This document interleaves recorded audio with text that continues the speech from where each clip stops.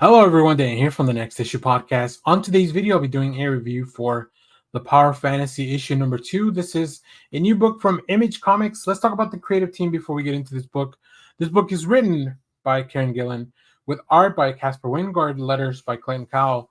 Um, I do love KIERON GILLEN loves his diagrams, and I do appreciate this here because it gives you a little bit of a breakdown of these atomics, right? Of these powerful individuals. So we have Etienne Lux, Moshiro Masumi, brother Ray Hebby Harris, who we met pretty much one of the big figures of the last issue, Santa Valentina, who we also met, Eliza Hellhound, and of course Jackie Megas, who is probably the most powerful of them all? Question mark. I'm not really sure.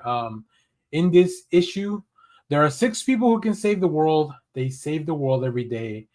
They don't use their powers. Yesterday, one user gift and the world's still here. Have we been lucky, or has the fuse to end us all been lit?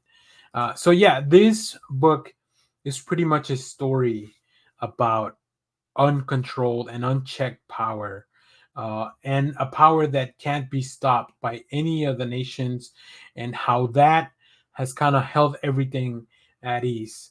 Everything is held in place. All these all these worlds and all these countries are kind of having a overall peaceful era because we live on the razor's edge of these powerful beings just coming into conflict and destroying everything.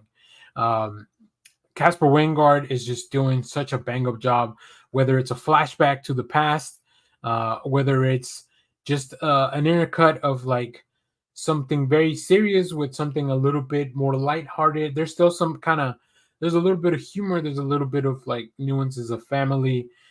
There's a lot of things going on, and I think KIERON Gillen and Wingard just really managed to balance all those things in a very direct way. They keep throwing in little hints that are a lot of fun. I'll point some out when we look at uh, the preview art. But yeah, this book continues to be amazing. I saw after I read this and the book had been released for issue 1. I saw a lot of people comparing this to Watchmen. I think thematically there's definitely a comparison there. We're barely in issue 2, so obviously this is still too early to quality wise and like compare it there. There are also books from very different eras. I would not be surprised if KIERON Gillen is being inspired in some way or form by Watchmen. I mean, I think most comic book writers that have written any kind of superhero stuff in the past, I don't know, 30 years or since Watchmen came out, definitely have been influenced in one way or another. Whether it was trying to emulate or trying to do their own thing, either way, the influence is there.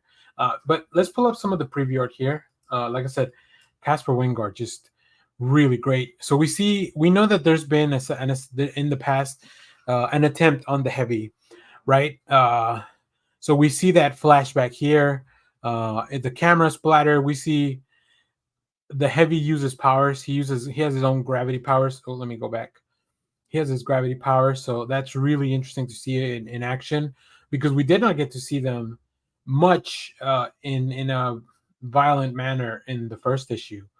And then, of course, just coming in here, uh, Lux just really coming in very nonchalant into the studio, like, oh, I got a message for the world, and you're gonna hear it, and you're just like, goodness, it's so cool. I really like it.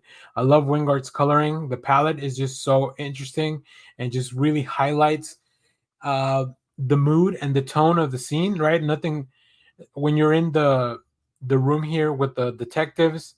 Obviously, the lights are neon and green, but Wingard chooses these other color palettes to really highlight the character that we're following. So yeah, and of course Lux comes in, uh, very much. Uh, I don't want to say omnipotent, but he's very powerful. So I love it. I love this issue. It continues to be great. We get a little bit more of an introduction to some other characters. Also, if we go back to the preview art, the character that's watching TV here with the little horns, you'll get to find out more about that character in this issue. And when the reveal happened, I was like, you just you guys know exactly, everything is planned out to the last detail. And that's so much fun when it comes to comic. This is just a very fun way to do comic books, and I love it.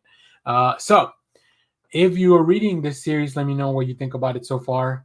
As always, thank you for watching, everyone. Remember to share, like, subscribe, hit the bell so you know when we go live. That is most Saturdays, 10 a.m. Central Standard Time.